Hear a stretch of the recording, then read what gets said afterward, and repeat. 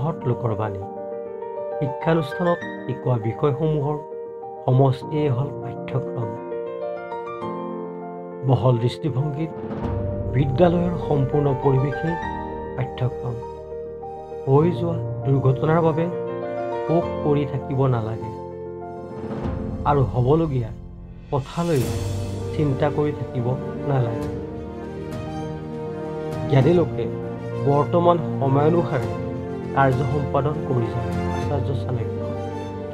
যিজনে ঈশ্বৰক মনত ৰাখে আৰু সৎ পথত থাকি কৰ্ম কৰি যায়, তেওঁৰ আত্মাই ইহকাল পৰকাল দুয়োকালতে চিৰশান্তি লাভ কৰে।